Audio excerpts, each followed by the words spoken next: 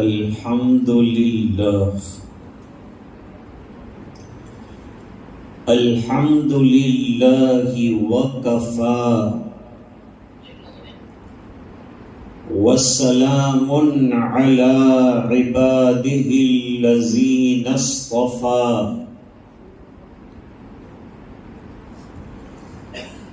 خصوصا على أفضلهم وخاتم النبيين محمد الأمين وعلى آله وصحبه أجمعين أما بعد اعوذ باللہ من الشیطان الرجیم بسم اللہ الرحمن الرحیم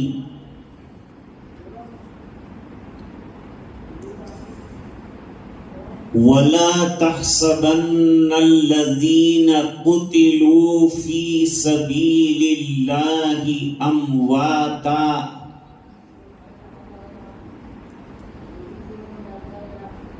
بل احیاء عند ربهم یرزقون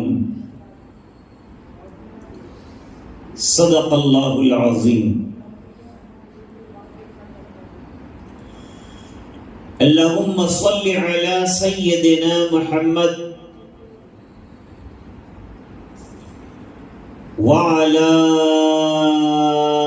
آل سیدنا محمد وبارک وسلم.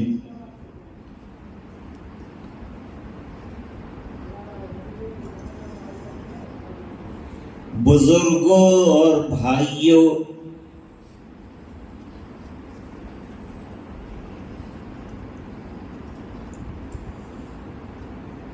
کچھ عرصے پہلے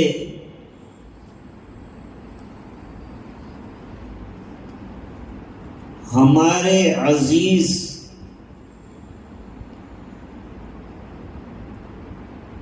اور محترم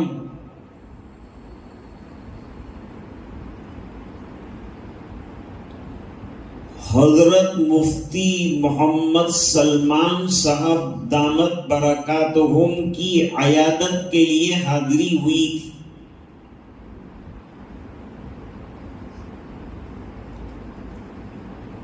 اس وقت انہوں نے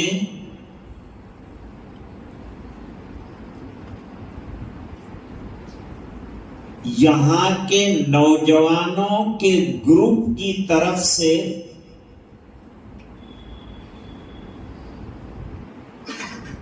محرم الحرام میں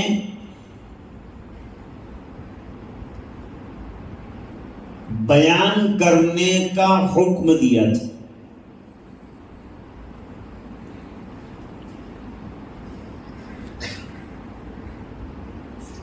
اسی حکم کی تعمیل میں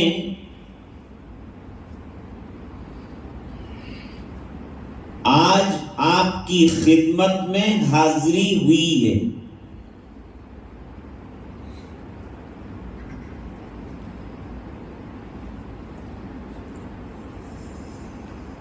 چودہ 1444 ختم ہوا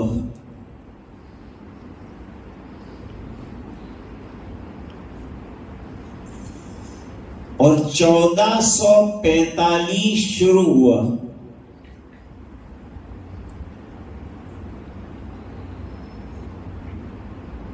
اسلامی سال ذی الحجہ پر ختم ہوتا ہے، محرم سے شروع ہوتا ہے.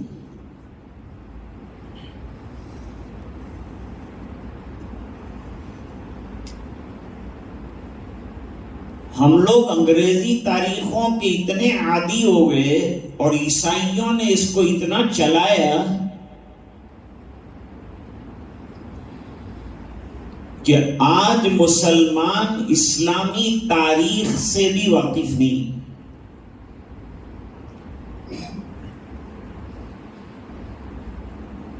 بہت سے کم قسمت ایسے بھی ہیں جن کو اسلامی سال کے 12 مہینوں کے نام بھی یاد نہیں.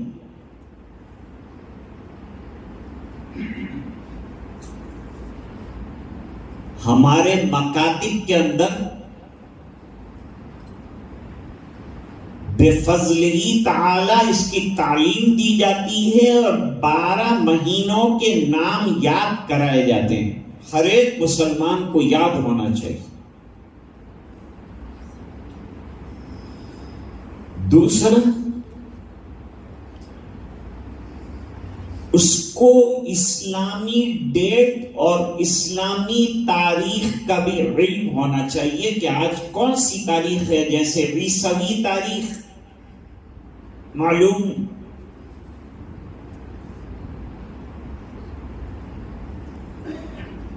بہت کم لوگوں کو اس کا علم ہوتا ہے.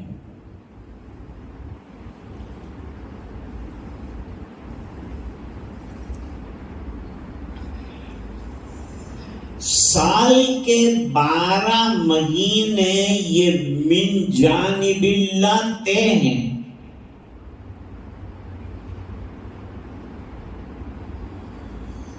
اور مسلمانوں کے زیادہ تر حساب قمری اعتبار سے چلتے ہیں.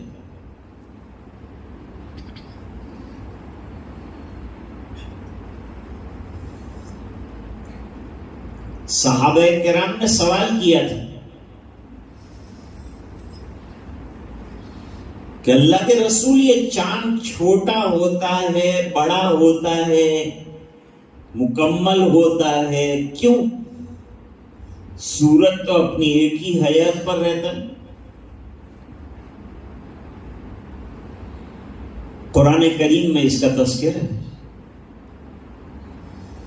یسألونک عن الاہلہ، ہلال چاند کو کہتے ہیں. پہلی، دوسری، تیسری تاریخ کا جو چاند ہے وہ ہلال کہلاتا ہے. پھر قمر کہلاتا ہے، اور اس کے بعد 14ویں کا جو چاند ہے اس کو بدر کامل کہتے ہیں.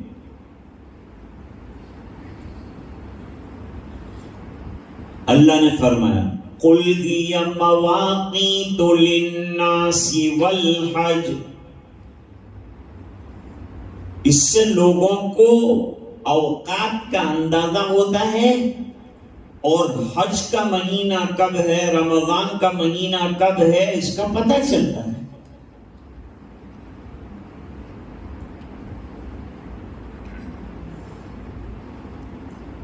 آفتاب سے بھی استفادہ کیا جاتا ہے.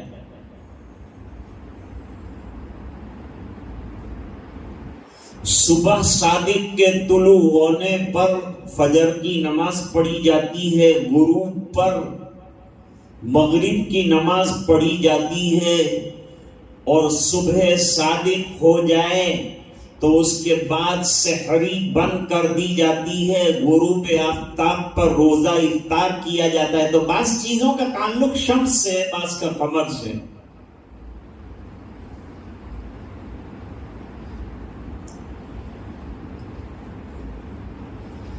ابھی حضرت قاری صاحب نے جو رکوع پڑھا،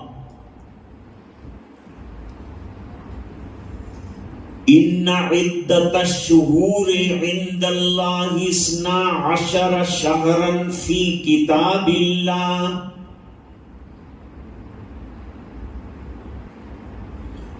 اللہ تعالیٰ نے اپنے یہاں سال کے 12 مہینے آسمان اور زمین کے پیدا ہونے کے وقت سے لکھ دیے ہیں.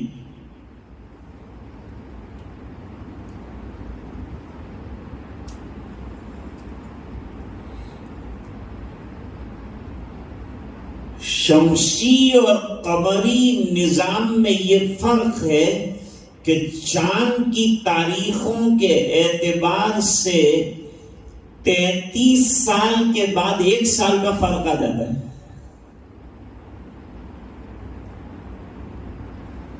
جبکہ آفتاب میں ایسا نہیں ہوتا.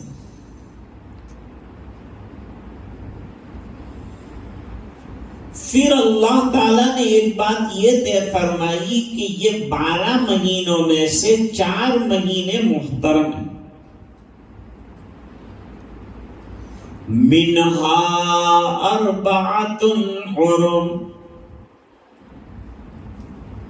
وہ 4 مہینے کون سے ہیں؟ وہ 4 مہینے ذی قعدہ، ذی الحجہ، محرم اور رجب.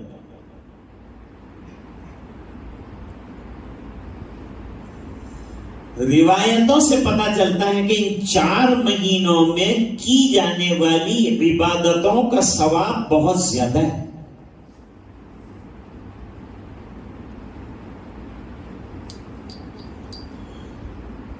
اور محرم الحرام کے 10 دن کی عبادت کا ثواب بھی،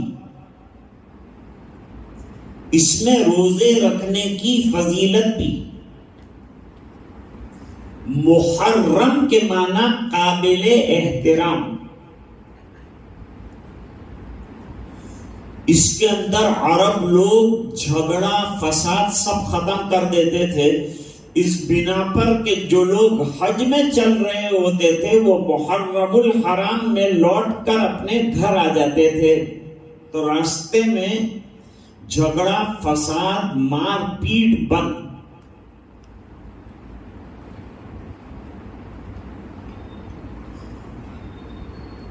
اسی محرم الحرام میں ایک دن آتا ہے، اس کا نام ہے عاشورہ.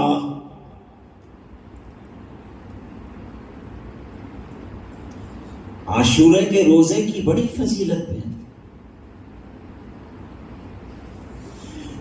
حضور نے فرمایا کہ 1 سال قبل کے چھوٹے گناہوں کا یہ روزہ کفارہ بن جاتا ہے.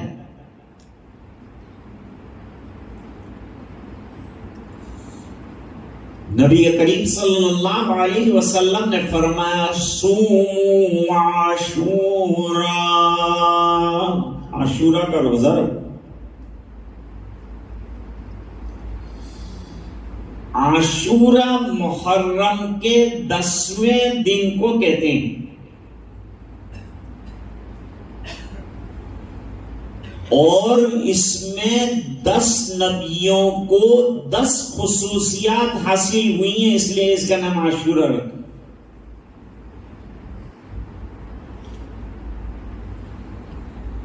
رمضان المبارک کی فرضیت سے پہلے عاشورہ کا روزہ فرض تھا.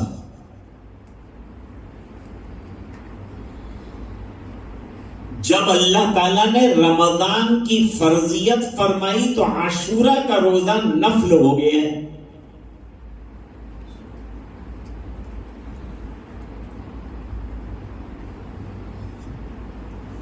حضور پاک صلی اللہ علیہ وسلم ہجرت کر کے مدینہ تشریف لائے. ایک چھوٹی سی بات ساتھ ساتھ بتاتا جاؤں کہ مسلمانوں کی تاریخ ہجرت سے چلتی، ہجری سن کے اندر.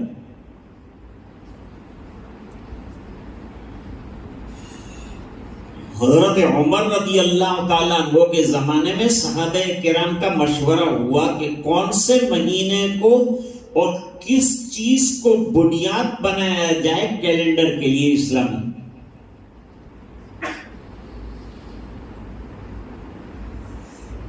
ایک رائے یہ آئی کہ فتح مکہ کو بنایا جائے.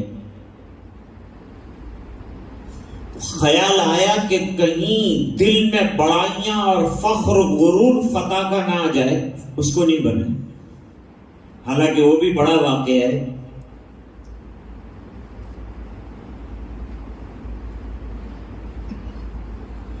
دوسری بات یہ آئی کہ حضور کے وصال کو بنایا جائے. فرمایا اس سے جو ہے مایوسی کا عالم آئے گا، غم آئے گا.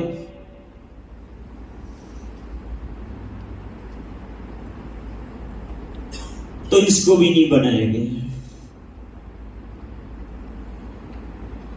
رائے یہ آئی کہ ہجرت کو بنایا جائے، کیونکہ ہجرت اسلام کی فتح اور دین کی تبلیغ کے پھیلنے کا ایک ٹرننگ پوائنٹ ہے.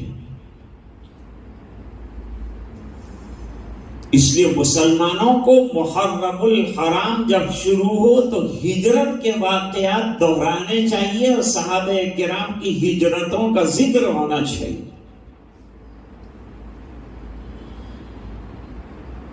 کہ ہمارے نبی نے وطن چھوڑا، صحابہ نے وطن چھوڑا، دین کے لیے چھوڑا.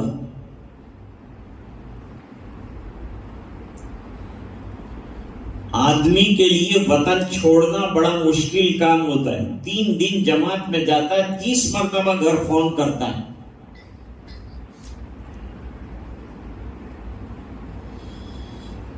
ہجرت یہ ہے کہ ہمیشہ کے لیے وطن کو داغ مفارقت دے دینا ہے اور نئی جگہ کو آباد کرنا ہے. اب ہجرت ہے کہ نہیں ہے؟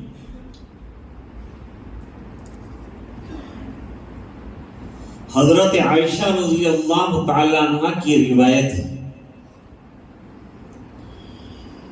لا ہجرت بعد الفتح. حضور نے فرمایا مکہ فتح ہو کر دارالاسلام بن گیا، اب مکے سے مدینے کی ہجرت ختم.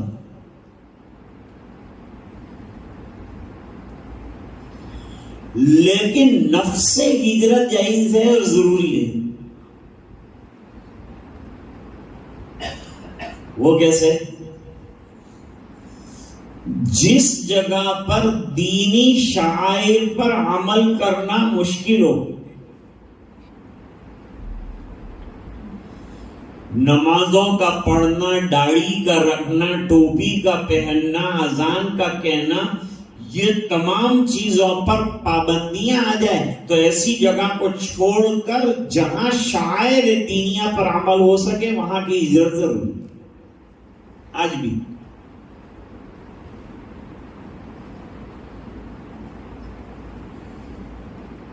حضرت مولانا سید اسعد مدنی رحمت اللہ علیہ نے برطانیہ میں فرمایا کہ یہاں آ کر تم کو دولت ملی لیکن دولت ایمان سے ہاتھ دھونے کی نوبت آئے تو تمہارے لیے یہاں سے دوبارہ ہجرت کرنا ضروری ہے.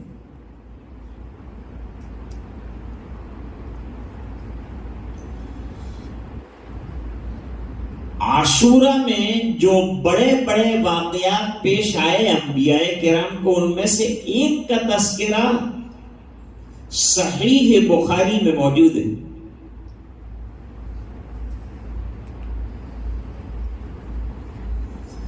جب نبی کریم صلی اللہ علیہ وسلم مدینہ منورہ پہنچے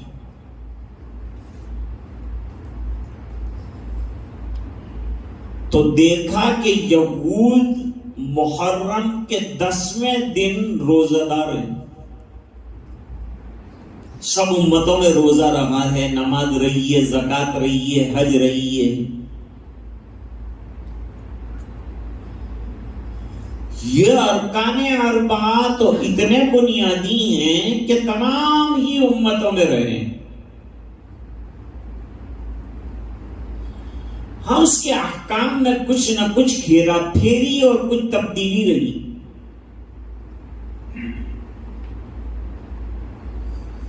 نبی کریم صلی اللہ علیہ وسلم نے سوال فرمایا، بھائی تم لوگوں نے آج روزہ کیوں رکھا؟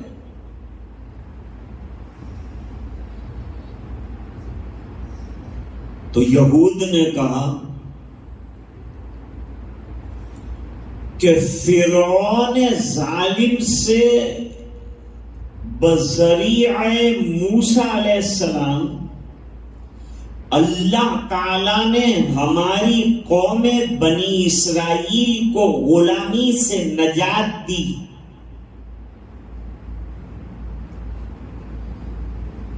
تو ہم اس دن میں شکریہ اللہ کا ادا کرنے کے لیے روزہ رکھتے ہیں. تو حضور پاک صلی اللہ علیہ وسلم نے فرمایا نحن احق بموسیٰ، موسیٰ علیہ السلام ہمارے بھائی ہیں، نبوت برادری، لہذا ہم بھی روزہ رکھیں گے. اور حضور نے آخری سال میں فرمایا کہ آئندہ سال اگر میں زندہ رہا تو 9ویں کو بھی روزہ رکھوں گا، 10ویں کو بھی، تاکہ یہود کی مخالفت ہو جائے، کیونکہ ہمارا دین آفاقی ہے، مستقل ہے، کسی کی مشابہت میں نہیں ہے اور کسی کی نقل نہیں، اس کی مستقل حیثیت ہے۔ لیکن دوسرا سال آنے سے پہلے حضور دنیا سے تشریف لے گئے، لیکن رہبری فرما گئے ہماری، بہتر ہے کہ 9 اور 10 یا 10 اور 11 کا روزہ رکھا جائے۔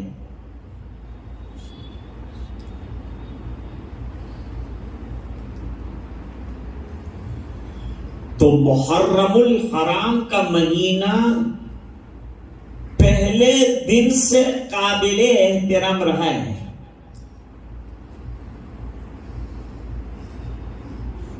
اور اس میں ماتم اور غم کا کوئی تصور نہیں۔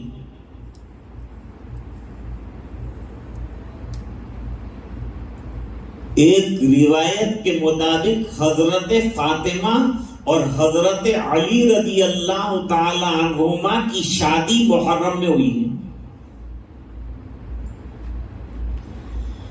حضرت عثمان ابن عفان کا نکاح ام کلثوم رضی اللہ تعالی عنہا سے محرم کے مہینے میں ہوا ہے۔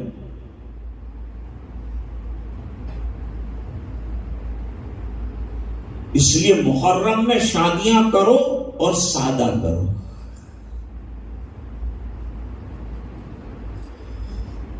یہ جو مشہور ہو گیا کہ محرم غم کا مہینہ ہے، اس کی کوئی حقیقت نہیں۔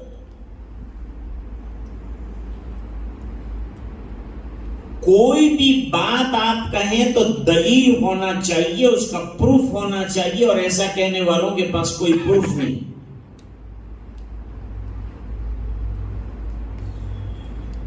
یہ بات اتفاق کی ہے کہ یہ 10ویں محرم کو سیدنا حسین رضی اللہ تعالیٰ عنہ کی شہادت ہوئی۔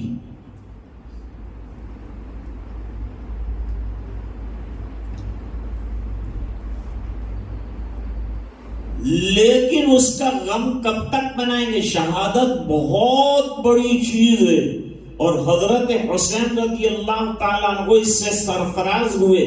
لوگ کہتے ہیں ہاں حسین، ہم کہتے ہیں واہ حسین۔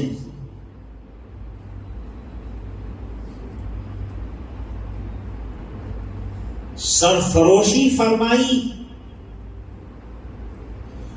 اور وجہ یہ تھی کہ نانا جان کا دین جو ہے اس کے اندر تبدیلیاں نہ آ جائے، کہ شورائی نظام ختم ہو کر امارت میں آ جائے۔ جس طرح سے سرکار نے دین کو چھوڑا ہے، اس نہج پر دین کو باقی رکھنے کے لیے سیدنا حسین رضی اللہ تعالیٰ عنہ نے سن 61 ہجری میں کربلا کے میدان میں اپنا سر کٹایا۔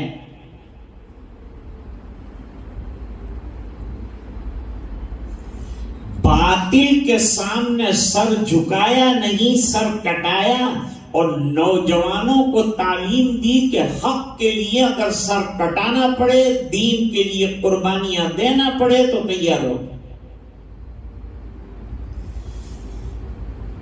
علی بابا نبی نانا شرافت ہو تو ایسی ہو، چلے خنجر کرے سجدے شہادت ہو تو ایسی ہو۔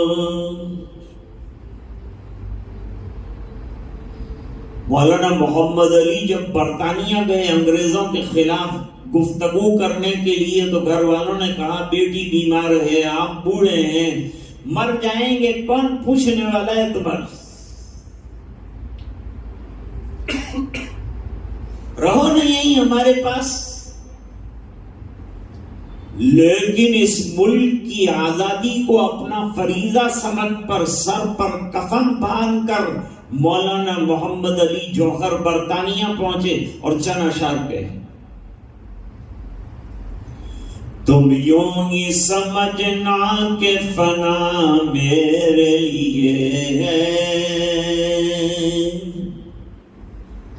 شہید فنا نہیں ہوتا، وہ باقی رہتا ہے. تم یوں ہی سمجھنا کہ فنا میرے لیے ہے، پر غیب سے سامان بقا میرے لیے ہے.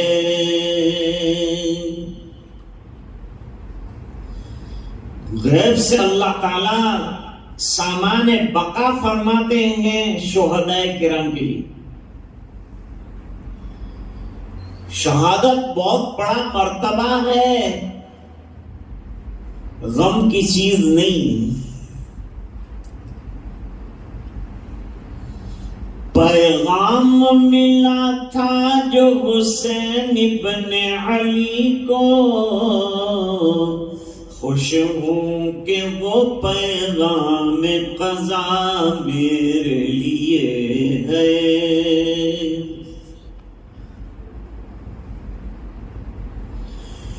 اللہ کے رستے کی جو موت آئے مسیحا، اکسیر یہی ایک دوا میرے لیے ہے.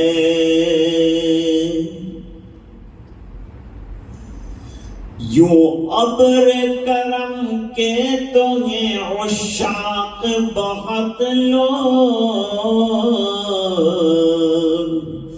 پج آج کی گھنگور گھٹا میرے لیے ہے. اور توحید تو یہ ہے کہ خدا حشر میں کہہ دے، یہ بندہ دو عالم سے خفا میرے لیے ہے.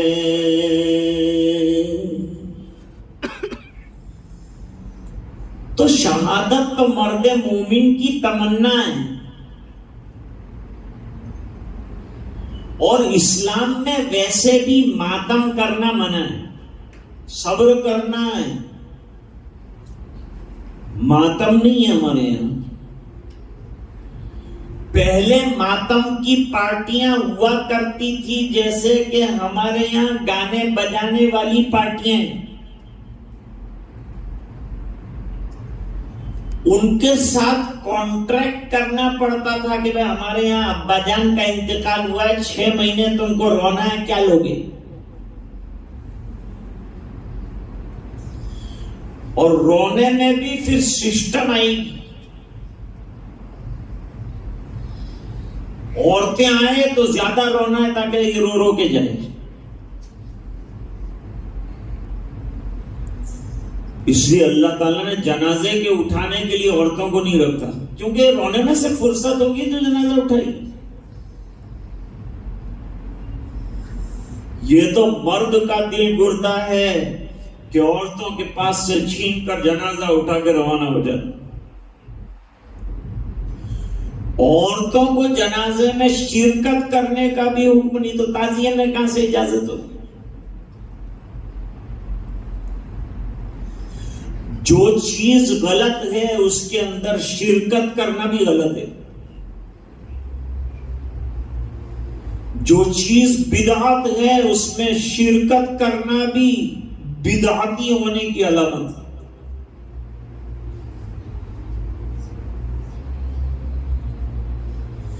تعزیہ بنایا تھا تیمور لنگ نے، اس کا ایک پیر نہیں تھا.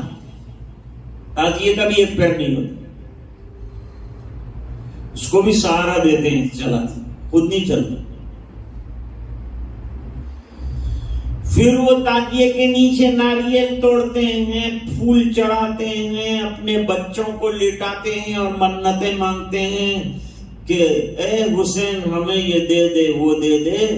تعزیہ کہتا ہے کہ تم پہلے مجھے بچاؤ، میں تم کو بھی بعد میں بچاتا. تم لے جاتے مجھے ڈبانے کے، میرے بچنے کا ٹھکانہ نہیں، میں تمہیں کیا بچاؤں.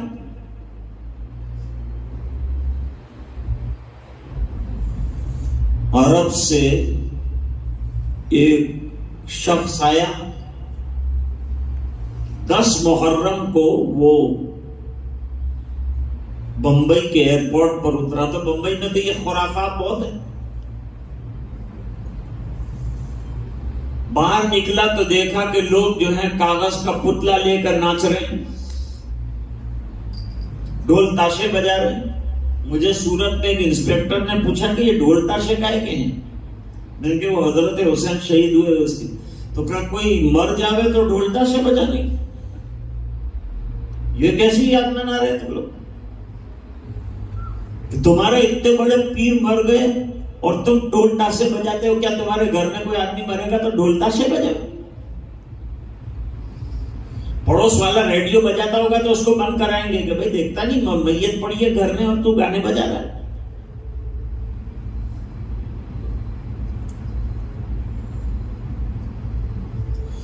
طرح طرح کے کرتب دکھاتے ہیں، یہاں تلوار مارتے ہیں، وہ تلوار مارنے سے کچھ نہیں ہوتا. 5 وقت کی نماز پڑھ. اللہ نہیں پوچھے گا کہ تو نے حسین کے نام پہ تلواریں ماری تھی کہ نہیں جسم پر. اللہ یہ پوچھے گا کہ وقت پر نماز پڑھی تھی کہ نہیں. سوال یہ کرے.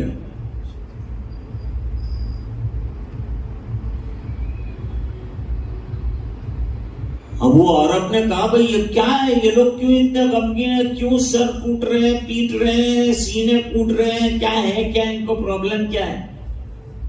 بہت پیسے میرے پاس ان کا پرابلم سالو کر دیتے. لوگوں نے کہا آپ کہاں سے آتے ہیں؟ کہا میں عراق سے آتا ہوں. کہا تو آپ کو نہیں معلوم کہ حضرت حسین آج شہید ہوئے تھے؟ تو کہا وہ تو 1300 سال ہو گئے شہید ہونے کا، تم کو کیا آج پتا چلا؟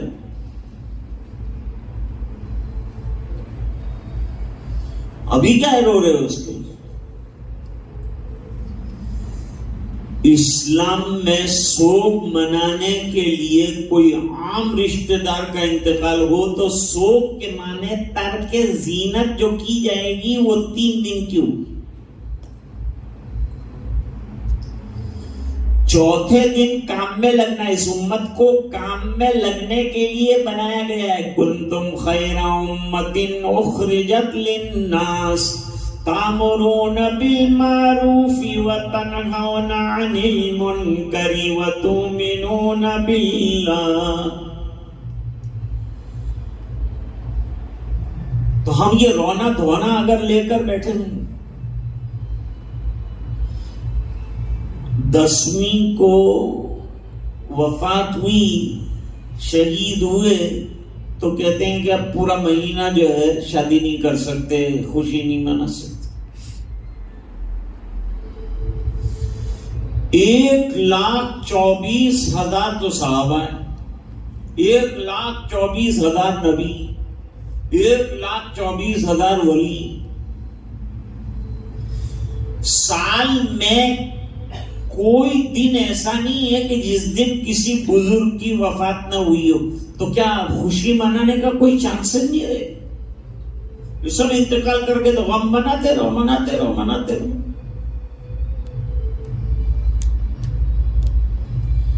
اگر کسی کا ہارٹ کا آپریشن ہوا تو کیا اس کی برسی منائے گا؟ وہ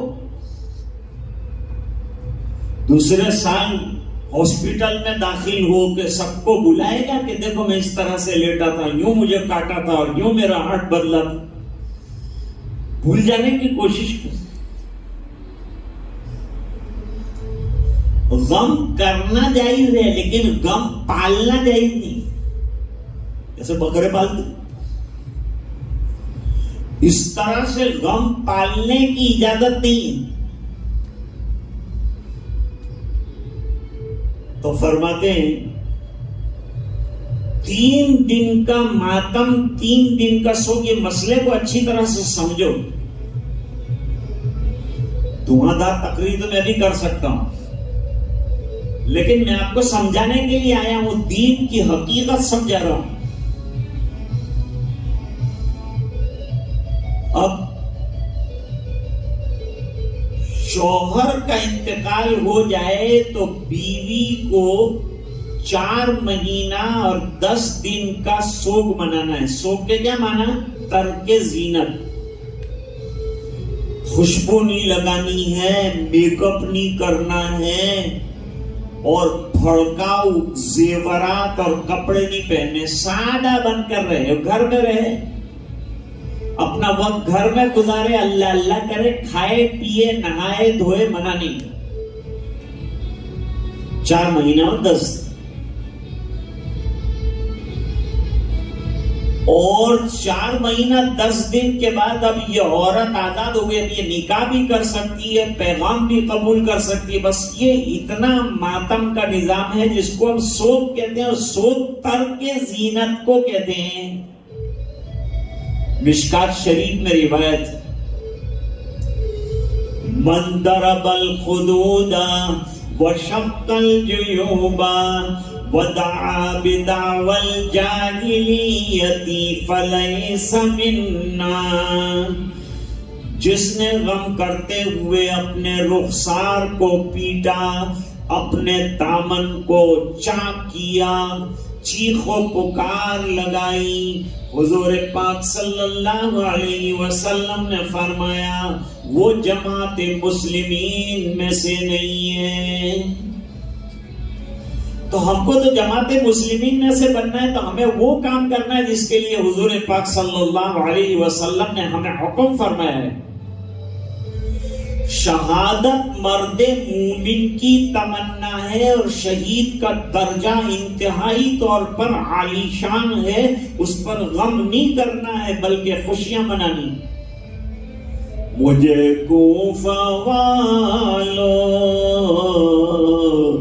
مسافر نہ سمجھو، میں آیا نہیں ہوں بلایا گیا ہوں، کہ مہمان بنا کر ستایا گیا ہوں، میں آیا نہیں ہوں بلایا گیا ہوں۔ تو حضرت حسین غمگین نہیں ہے، حضرت حسین رضی اللہ تعالیٰ عنہ تو شہادت پر خوش ہیں۔ گھر والے رونے لگے، خیمے سے جب نکلے حضرت حسین تو رونے لگے، گھر والے واپس آئے ہتھیار لگائے ہوئے حضرت حسین، اور کہا خبردار میرے نانا کے دین کو رو کر چیخ کر رسوا مت کرنا، صبر و تحمل کا دامن ہاتھ سے مت چھوڑنا، اگرچہ تم دیکھ لو کہ خیمے کے پاس میری خون زدہ لاش پڑی ہوئی، یہ میں تم سے وعدہ لینا چاہتا ہوں۔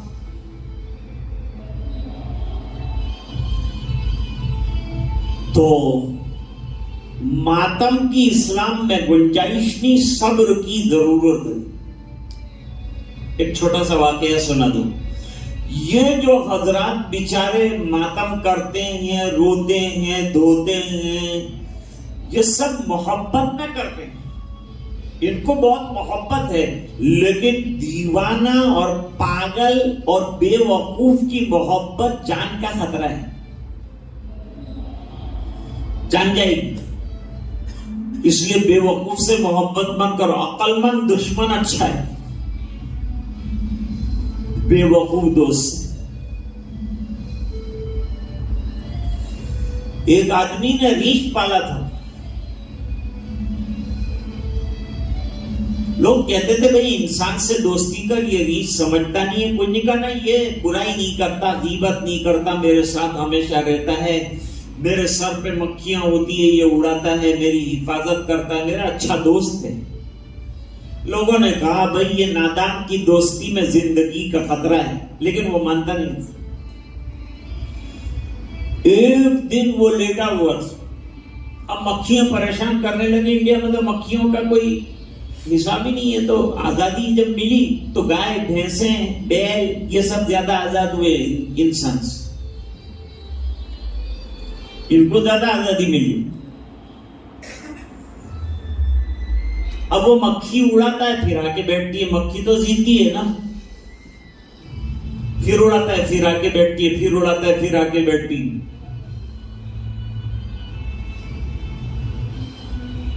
اب وہ ریچھ بڑا پتھر لائے، وہ بڑا سا پتھر لا کر مکھی کو خطاب کیا کہ اب تو بیٹھ، دیکھو بتا۔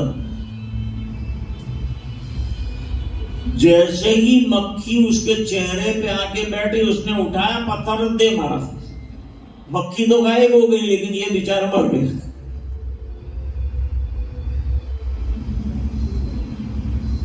بالکل اسی طرح سے حضرت حسین سے محبت رکھنے والے اور ماتم کرنے والے اصل میں محبت کا اظہار کرتے لیکن طریقہ غلط ہے، راستہ غلط اختیار کیے۔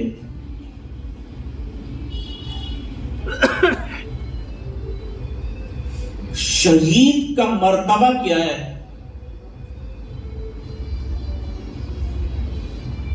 حدیث شریف میں فرمایا کہ شہید جیسے ہی شہادت پاتا ہے جنت کے دروازے اس کے لیے اوپن کر دیے جاتے اور اس کی روح کو اعلیٰ علیین میں جنت کے اندر سیدھا پہنچا دیا جاتا۔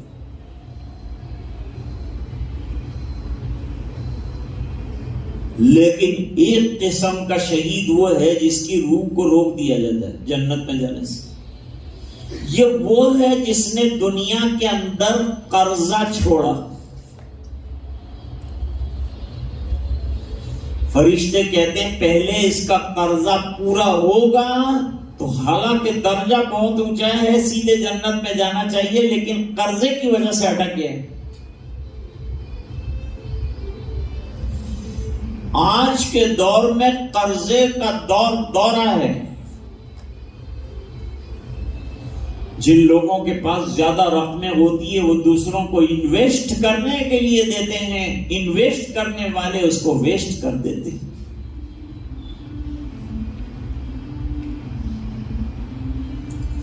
اتنے دوں گا، بڑے بڑے خواب دکھاتے ہیں، پیسہ ہاتھ میں آ گیا تو اب وہ آرام سے سوتا ہے اور ہم بیداریاں کرتے ہیں۔ اب وہ فون بند کر دے گا، اب تم فون کرتے رہو، اس کے گھر کے چکر کاٹتے رہو، اس کی منت سماجت کرتے رہو۔ بھائی پیسے آپ کو کیا نڑتے ہیں، گھر میں رہنے دو۔ ایک بات سمجھو، یہ دور ایسا نہیں ہے کہ دوسرے لوگ آپ کے پیسوں سے کما کر آپ کی خدمت میں پیش کریں، یہ وہ زمانہ نہیں ہے۔ خود جو کام کر سکتے ہو تو کرو، دوسروں کے بلبوتے پر مت کرو، اور پارٹنرشپ تو بالکل مت کرو۔ جتنا اپنے سے بنے اتنا کرو، اس لیے کہ پیسہ دیا تو سمجھ لو کہ ڈوبا گیا، بھول جانے کا۔ الا ماشاء اللہ، بعض لوگ ایسے ہیں کہ ایک ایک پائی کا حساب دیں، ورنہ آخر میں بڑی لمبی کھوٹ بتا کے ہاتھ اونچے کر دیں گے، پارٹی اڑ گئی تو ان کو ٹوپی اڑا دی۔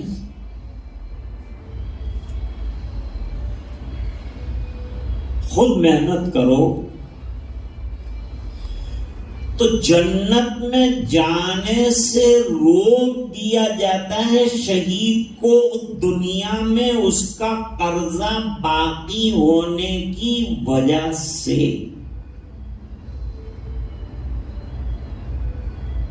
جب قرضہ چکا دیا جاتا ہے تو سیدھا جنت کے اندر اس کو جگہ ملتی۔ اب حدیث شریف دیکھیے، بڑی عجیب ہے۔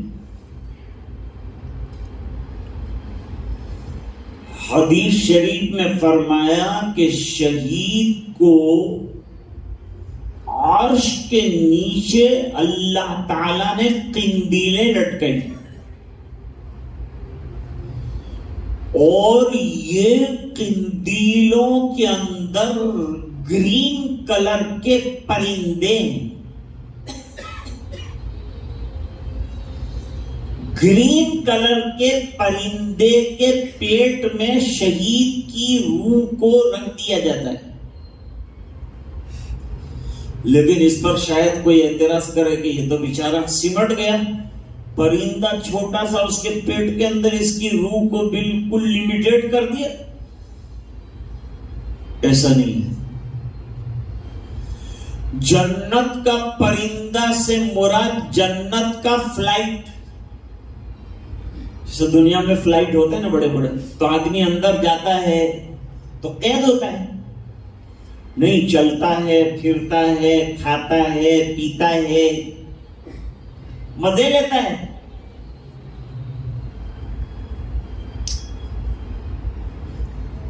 तो जैसे दुनिया के अंदर फ्लाइट है, अल्लाह ताला शहीद को एक फ्लाइट देते हैं और ये फ्लाइट रिमोट कंट्रोल से चलता है, और वो रिमोट कंट्रोल ऐसा है कि 10 नंबर की जन्नत का दबाएगा तो 10 में पहुंचेगा, 9 नंबर की जन्नत में लगाएगा तो 9 पे पहुंचेगा, 8 नंबर की जन्नत का लगाएगा रिमोट कंट्रोल तो सीधा 8वीं जन्नत में पहुंचे। जन्नतें बहुत है। आज इसको लगेगा कि मैं 100वें नंबर की जन्नत में जरा तफरी करने जाऊं तो मजा आएगा, जैसे हम लोग चौपाटी पर इधर उधर जाते हैं आप लोग, हालांकि हवा खा के आते हैं तो फिर परेशान हो जाते हैं और घर आके अंदर थक जाते हैं, हैरान होते हैं, क्या तो हम तफरी करने गए थे, आके ऐसा पड़ा कि पीर के दिन की नौकरी भी गई। घर में बैठो, खाओ पियो, घर का खाना बनाओ, बाहर के खानों में बेबरकती है। इतनी बेहतरीन अल्लाह ताला ने शहादत को दर्जा अता फरमाया है और हम शहादत के ऊपर रो रहे हैं। कितने कम नसीब हैं हम लोग, कितने बदनसीब हैं। फारूक आज़म रज़ियल्लाहु ताला अन्हु ने शहादत की तमन्ना फरमाई। हदीस पाक में फरमाया शहादत की तमन्ना करना मसनून है।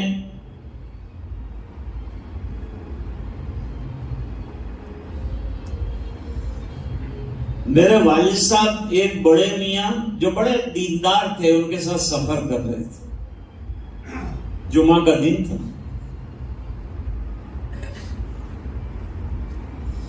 पीछे का दरवाजा जरा खुला रह गया, तो ड्राइवर ने फिर आकर कहा कि भाई साहब अभी गिर जाते आप। तो मेरे वालिद साहब ने कहा गिरते तो जुमा का मुबारक दिन है, शहीद हो जाते थे।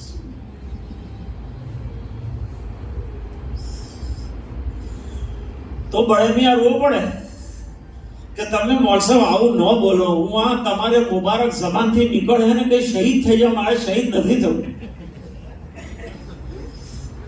હું તો હજુ જીવવાનો છું, હજુ તો મારી કેટલી જિંદગી બાકી છે ને, તમે આ કેવી દુઆ કરી લખી મારા માટે? મારે મરવું નથી હમણાં। आदमी मरने से डरता है।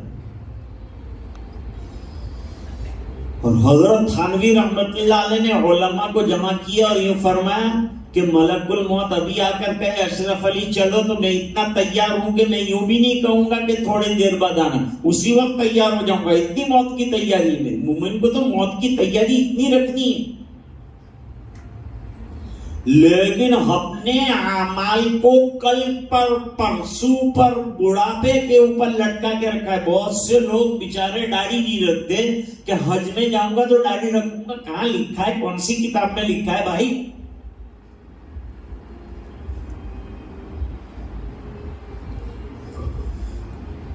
कर खुदा की इबादत जवानी में तू, जवानी में इबादत, फिर बुढ़ापा आने वाला है, बुढ़ापे में करना चाहेगा तो भी नहीं कर सकेगा। अभी अल्लाह ने मौका दिया, नौजवानों ने दावत दी, बुलाया कि अल्लाह के दीन की बात हो जाए। मुहर्रम का निहायत मुबारक महीना शुरू हुआ है। लोग खुराफात के अंदर मुब्तला होते हैं, उनमें से उनको निकालकर इबादत में लाया जाए, उनको नेकियों में लाया जाए, और ये खुराफात और बुराइयों से बचाया जाए। 10 तारीख को कोई ताज़िया देखने न जाए, इसकी दावत चलाओ। खास तौर से हमारी माँ बहनें हरगिज़ न निकले।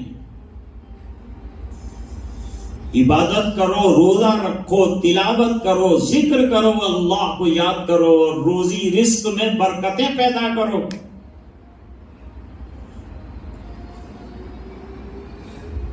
तो बड़ा अच्छा काम किया आज नौजवानों ने। تو نوجوانی عبادتوں کا زمانہ ہے، خرافات میں اپنی زندگی کو مت برباد کرو۔ میں نے ایک آیت پڑھی ہے آپ کے سامنے آج، اللہ تعالیٰ فرماتے ہیں شہداء کے بارے میں، وَلَا تَحْسَبَنَّ الَّذِينَ قُتِلُوا فِي سَبِيلِ اللَّهِ أَمْوَاتًا، جو لوگ اللہ کے راستے میں کام آئے ان کو مردہ مت سمجھو، کیونکہ ان کو اللہ تعالیٰ نے ایک خاص قسم کی زندگی برزخی عطا فرمائی ہے جو دوسروں کو حاصل نہیں۔ بل احیاء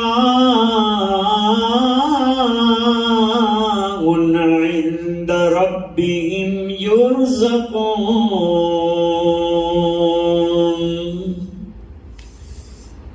یہ شہید تو زندہ ہیں اور ان کو رزق دیا جاتا ہے، روزی دی جاتی ہے، وہاں کی نعمتیں جہاں جنت میں جا کر کھانا چاہیں عطا کی جاتی ہیں۔ آپ کا شربت نہیں پہنچتا، جنت کی نعمتیں پہنچتی ہیں۔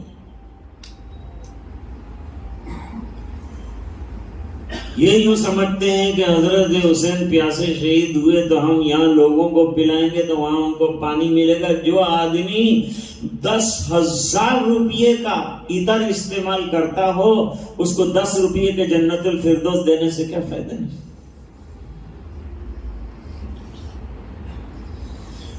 مجھے خیال ہے کہ آج آپ کو یہ حقائق سمجھ میں آئے ہوں گے۔ خلاصہ بیان کرتا ہوں۔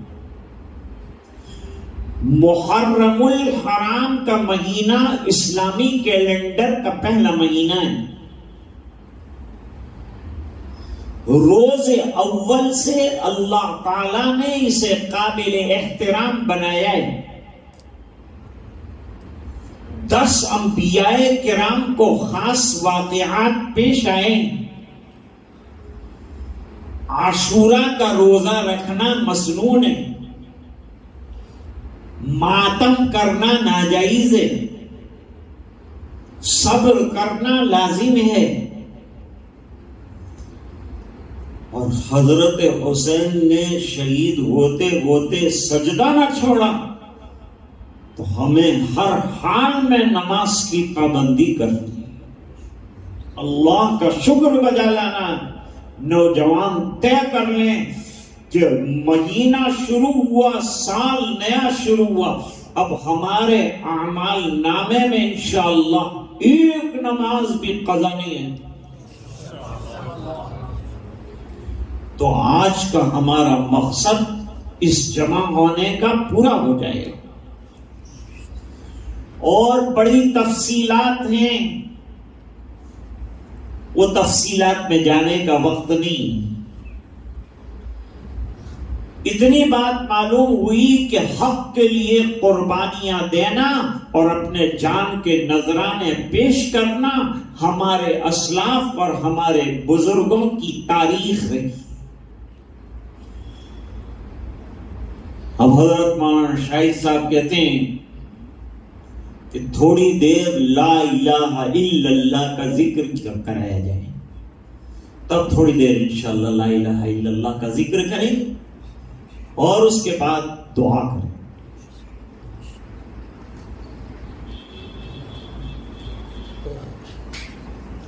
ایک شعر میں پڑھوں گا، وہ شعر کے بعد آپ لا الہ الا اللہ میں میرے ساتھ شامل ہو جائیں۔